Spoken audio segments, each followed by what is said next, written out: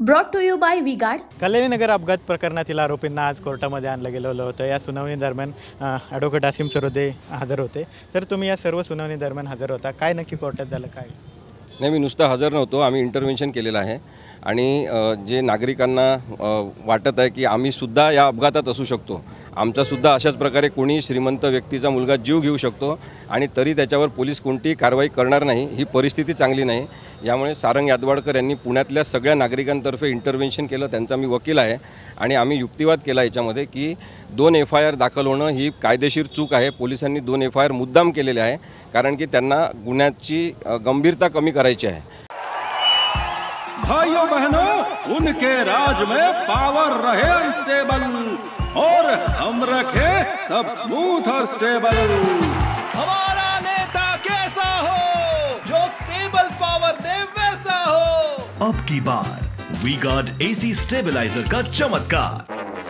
दुसरी गोष्ट की 304A आणि 279 IPC मधले हे अपघाताच्या संदर्भातले गंभीर कलम पोलिसांनी मुद्दाम लावले नाही आहेत असं दिसते, त्याच्याबद्दल सुद्धा आम्ही आक्षेप घेतलेला आहे।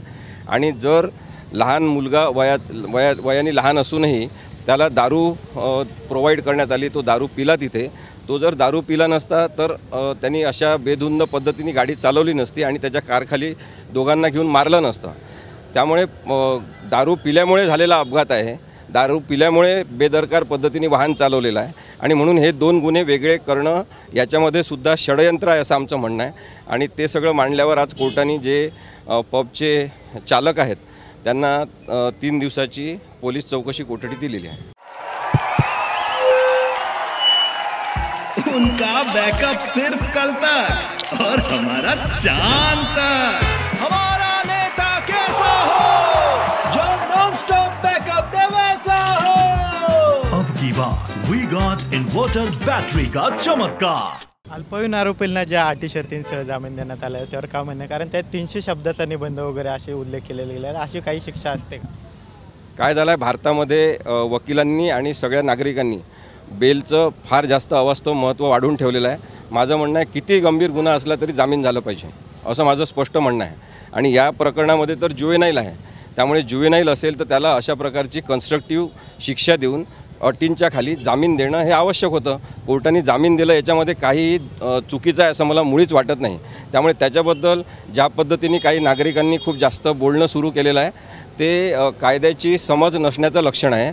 आणि आत्ता मला कळलं की आरोपींची बाजू मांडणारे ॲडव्होकेट प्रशांत पाटील यांना यांच्या परिवारातल्या बायको मुलांनासुद्धा लोक धमकी द्यायला लागले, ते अत्यंत चुकीचं आहे। वकिलांना कोणत्याही आरोपीची बाजू मांडण्याचा हक्क आहे, ते त्यांचं काम करतात।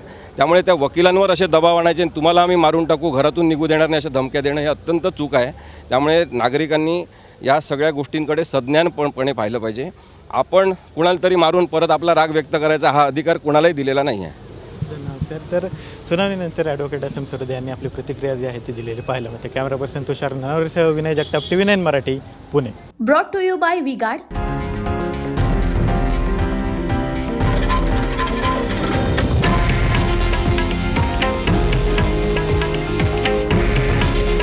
हे आहे देशातील नंबर 1 न्यूज नेटवर्क आणि आपण पाहत आहात TV9 मराठी।